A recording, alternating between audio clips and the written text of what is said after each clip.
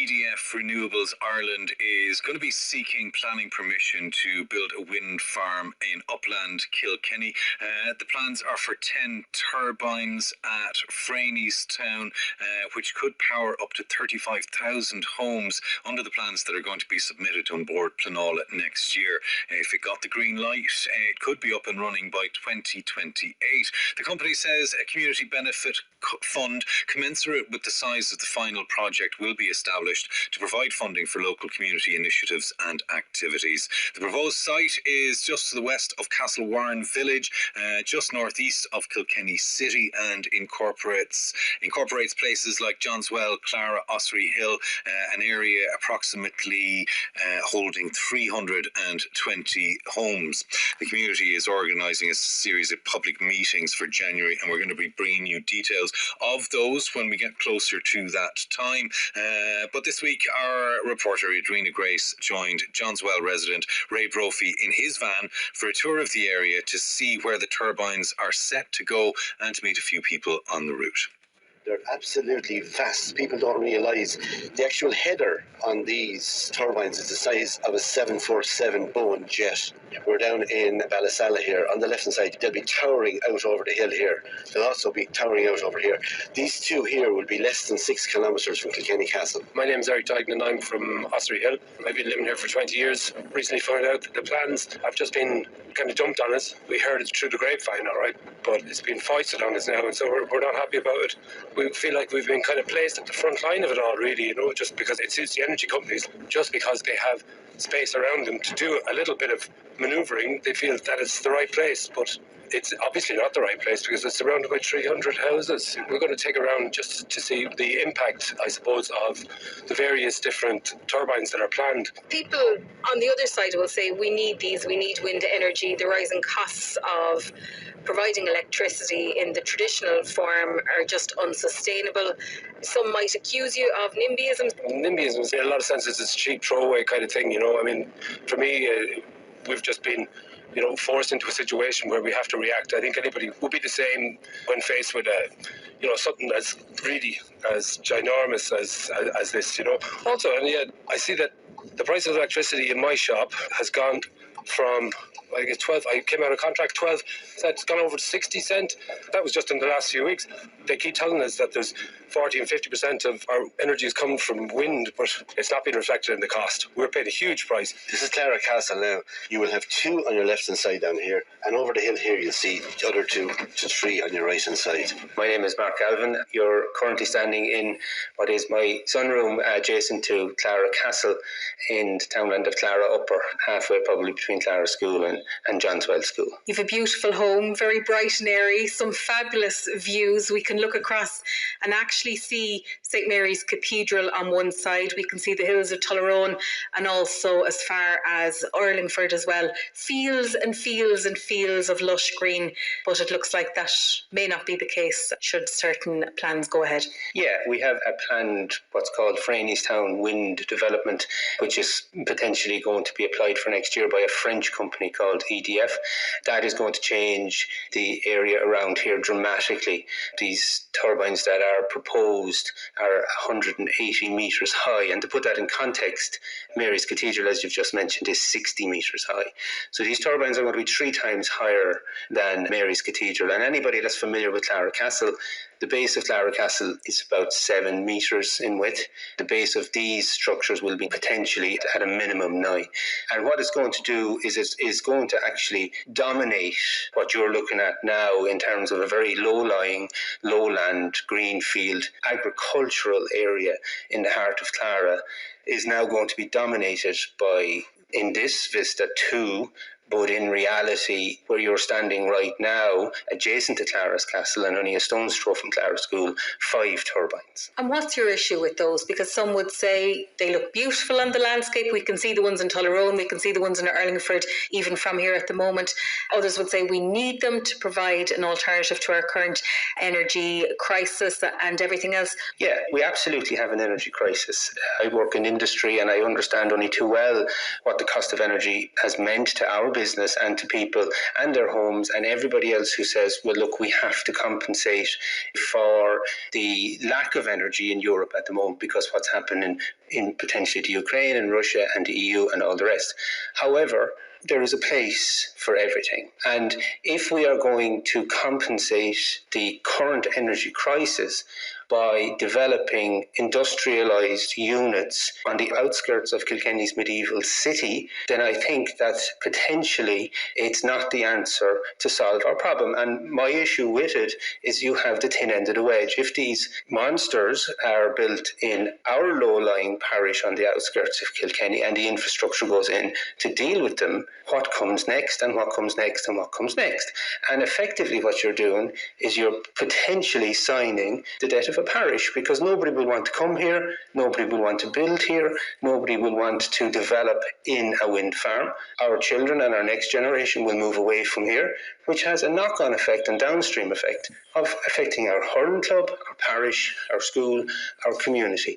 It all comes back to planning and environmental, and it is all about proper planning, the placement of sustainable renewable energies in the right place. But in my view, what's proposed for Clara is not sustainable for the community. It's not sustainable from a holistic point of view of all the elements that go into strategic planning and strategic infrastructure and local development plans, which absolutely do not zone or have Clara designated as an area for wind production. How do you foresee your family could be impacted? EDF and these multinationals will be required by An Bord Pleanála to prove beyond any reasonable scientific doubt that these turbines do not have an effect on habitats or human health.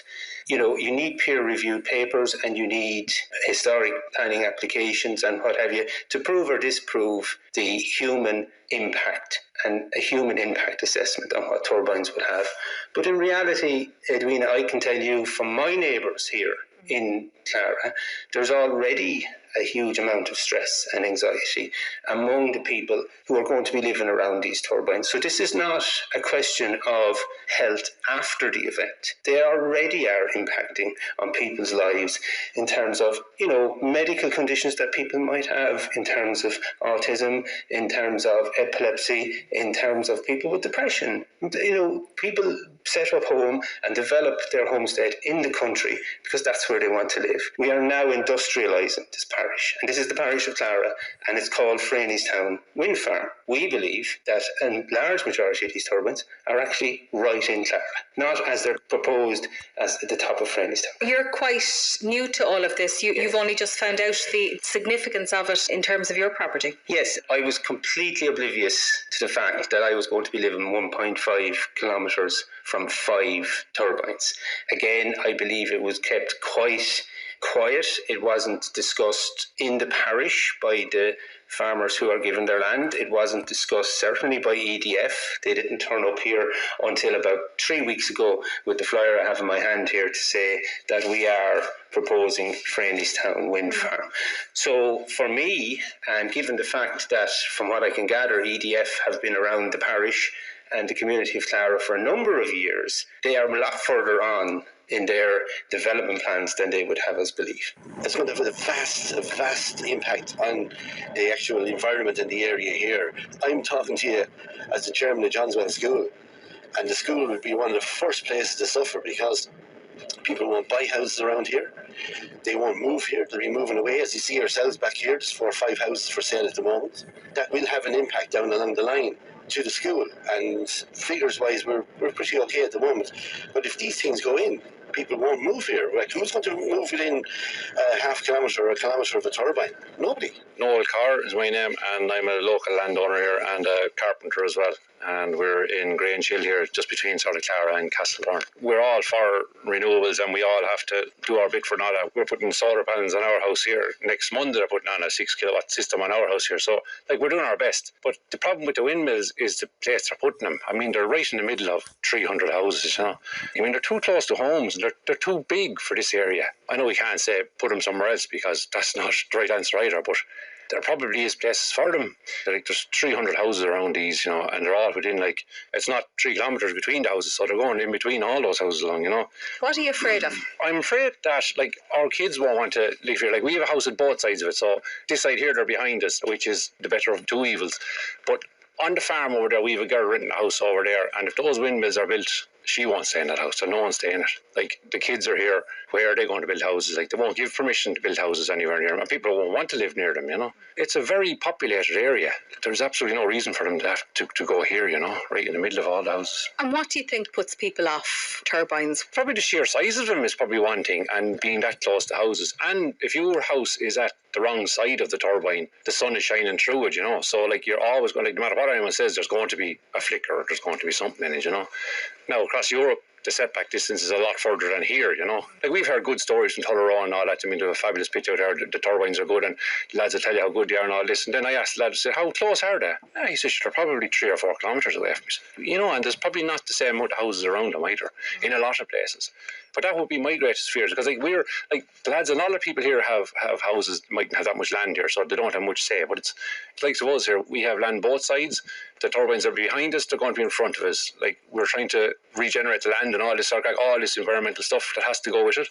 I'd be afraid of my own kids and family and all that they won't want to stay here under the gun, There's nobody talking about reducing the amount of power that we're using. It's all more. It needs a more wider discussion from everybody, Where do you think that discussion should be taking place, and who should be involved? Well, sure, everybody should be involved. I mean, there's great programmes on television about it, but you hear, say, Eamon Ryan or any of these lads talking about it, or any of the Sinn Féin councillors, anybody that's looking to get back in, none of them are mentioned onshore wind, because they know it's just not a runner for the voters or anything else like that, So they're not going to discuss onshore wind. That's my opinion anyway on it, But so like I said, we're getting solar panels on our house next Monday. It's going to cost us a lot of money, but this is something that we all have to do, We have applied for them on the farm buildings as well. I mean, outside of that, I don't know what else we can do with it, Do you feel a little helpless? Do you feel a little lost? Do you feel there's anybody representing you? Probably not, because the whole thing is green, so everybody wants these things. Who's representing us? We could say the IFA, but the IFA are representing the farmers that are building them, but we're entitled to representation as well from the IFA. I was told that.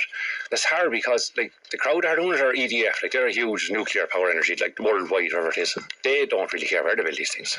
They build nuclear power stations. This is only offsetting carbon credits probably for them. They're just going to build them here, whatever it is, they'll lump them here in the middle of Ireland. They get 3 or 4 farmers together that have enough land and give them enough money to build these things, and that's it, It's a pity, because if it could be discussed, if it wasn't about money for starters, say if it was the government. So if the government decided, right, we're going to build a whole lot of windmills in Ireland, but then they get the communities to volunteer, or whoever it is, or whoever it is. There's probably marginal land in the country where people would love 50,000 a turbine and have no other way of making money from the land. And this other thing then is this fund that they talk about, that they're going to generously give this fund. That's all legally binding. They have to do that anyway, They approach the school and say, right, we're going to give the school money. They approach the GA clubs and say, we're going to give you money, But in my opinion, it does away with a lot of volunteerism in a club, So if people want something done, well, they say, sure, take the money from the windmills, or take the money from something else, And the same with the school down there. I mean, people come from everywhere to go to Clara School because they want to go to it. The GA club down there, we have 2 pitches. We could buy another pitch, but we've never wanted for anything before in Clara, or like that, So it's a pity that it's actually about money. Do you think it'll drive a wedge between neighbours? I don't know. That's a good one. It probably will. Now, one of my neighbours, he's been very forthcoming the whole time, and I've been forthcoming with him. It will drive a wedge between it. And people will say, so maybe you should get a windmill in your land, but I don't think I would, So I don't know what's going to happen, because even a simple thing of they're trying to build a telecommunications mast in the GA club. Clara's a small parish, And that's after splitting the club already, or even the parish, The mast is like the windmills. You have a small few trying to do something that's to the detriment of everybody else without trying to include everybody in the conversation, And you want to be part of that conversation? Obviously, we all have to contribute something to it, So we're doing our solar panels. A small-scale wind farm for the local area would probably be fine, somewhere, I mean, if the whole parish decided, you could say, well, there's fairly marginal land there, maybe that would do, because these lads don't really care about wind maps. They're just putting them there because it's the area that's considered suitable, So I don't know where that goes. And so each county is supposed to supply their own certain amount of wind, But if you have huge, fertile, populated areas. Like, I don't know. And you can't say put them on the side of Mount Leinster because I don't know. I mean, there's people living up there as well. I mean, I don't know if it's a suitable place. I can't say put them out to sea because I don't know if that's suitable. I can't say where to put them, but you really can't put these things on top of people's homes. Yeah, we're approaching Frainie's Town now. You see the pig farm here on your left-hand side. There'll be one turbine just here at that White House in this vicinity here, and the body of turbines will be here on this. So up here to the right, there'll be 1, 2, and 3 in this little strip of land here in front of us. And then just around the corner here now, you'll see the valley up towards Ravenna. There's the mast up there in the distance. You can see the radio mast, and this is where there's 4 travelling up towards that valley. That radio mast is not even 50 metres high. These yokes would be close on 4 times the height of that mast there, and imposing it in on all these places. But you can see the road that we're on at the moment. My van is 16 foot long. It's 6'6" wide. You can imagine the devastation that's going to take place around here to bring in those lorries, bring in all of them bits and bobs, and that's the way they're going to be brought in. These roads are actually part of the infrastructure around here that makes the place. You can see how tidy they are and how small they are. Imagine what's going to go on here. And the vastness of these things, you know, it's just devastation. Angela Malone, I'm from Castlewarren. How are you feeling about these planned turbines? I'm very upset about it. I have 2 traumatised children that I foster, and I don't know how they're going to cope with it. One of them is slightly autistic. I don't know if he'll be able to cope with the big changes. Why do you think it'll have an impact? What kind of changes do you foresee them perceiving? Noise level. Apparently they do make noise, and I don't know if he can cope with that because he can't cope with a baby crying or constant noise. It really upsets him, throws him out of sync altogether. And we can feel the wind whipping up around us, even as you can see why that might want to be harnessed. You're not against wind farms, I imagine? No, just not in a beautiful place like Castlewarren. How close would they be to you, the turbines? Practically in my back garden. It's 2 fields down, but it would feel like it was in the back garden. They're very, very close. And that's not something you ever foresaw, is it? Or? No, we wouldn't have built here if we did. I mean, we went for plan permission in Frainie's Town and we were refused because we'd break the skyline. Skyline, seriously. They're huge. I don't even want to think about it. But you have to think about it. Yeah, scary. Scary. And it's very close to town. I didn't think they would build wind farms so close to a city, a beautiful city like Kilkenny. There seems to be a lot of anger, a lot of dismay. A lot of people that I'm speaking to more saying they feel that they've been out of the loop when it comes to the conversation about this, and that maybe they would have liked to have been part of the conversation.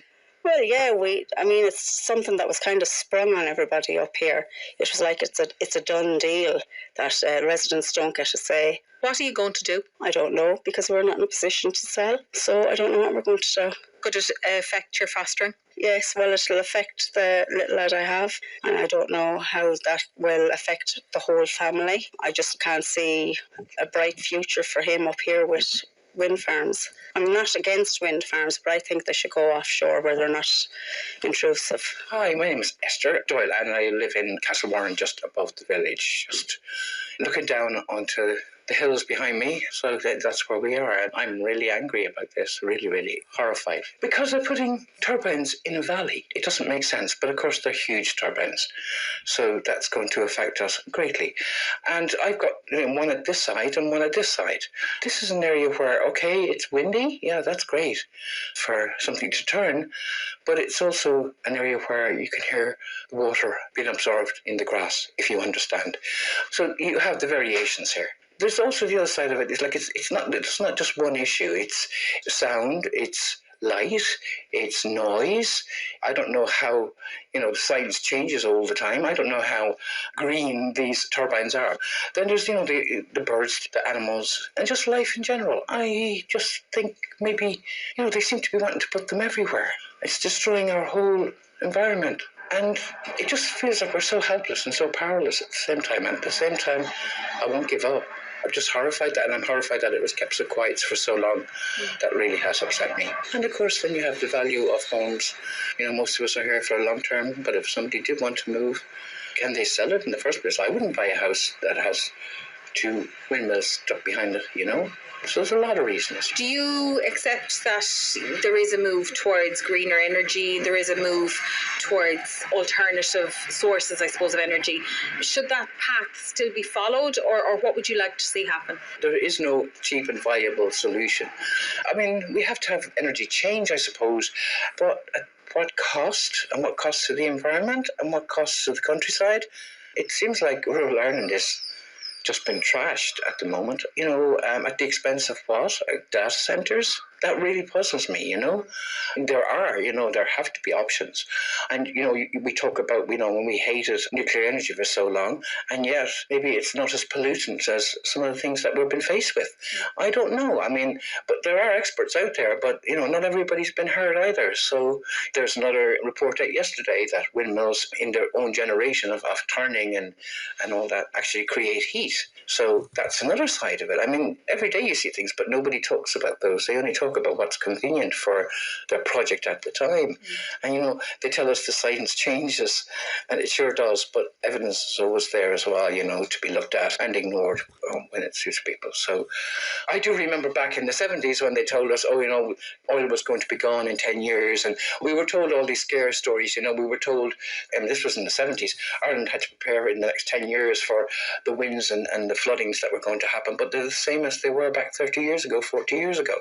They've always been scaring us. So really, I think it's time for people to kind of come back a bit to grassroots and sort of reassess the whole situation. I know there are experts out there, and there are plenty of people who have other options, and maybe they're not commercially viable for people who are putting the money in, but they sure are taking it out of our pockets fairly quickly. If green energy is that green and we're getting so much energy from turbines already, then why are people's energy bills skyrocketing, You're in a beautiful part of the world. It's so scenic, it's so relaxing, and right where your house is, you're actually very close to the Castlewarren community pitch as well, where a lot of activity goes on. Yes, indeed.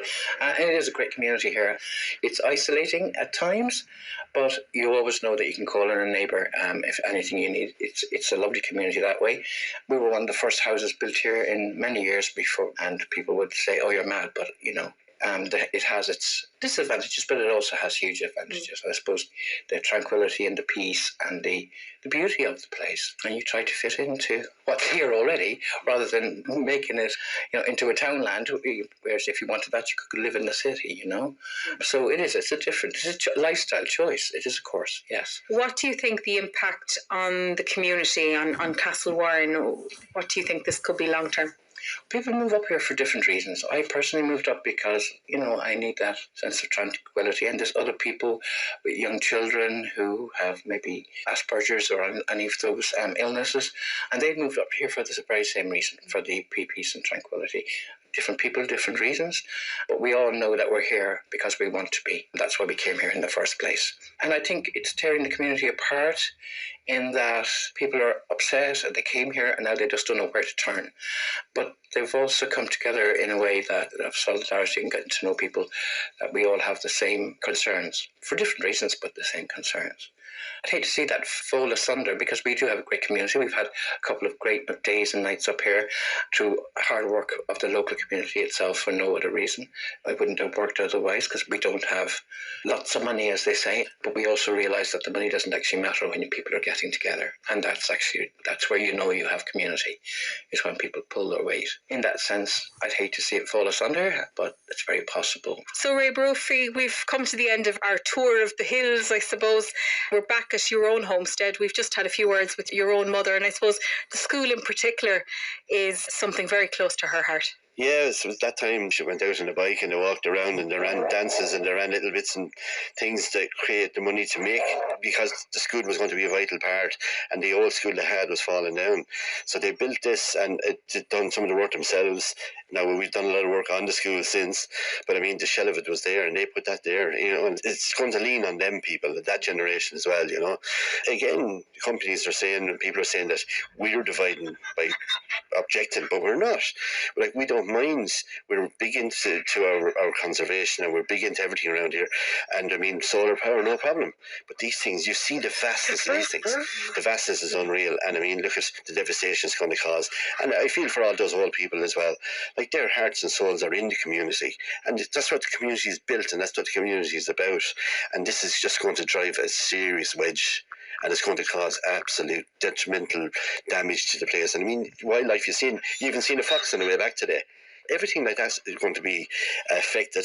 We can't say to what extent, because we don't, like, these turbines, the size of them haven't gone up inland before. So who's to say? Our information is scant enough, but we're working on it the whole time. We have a lot of people working on it. Yes, we are. We're going to fight this, and we're going to take it the whole way to Europe if we have to. Carlo, Kilkenny, KCLR. The car brand behind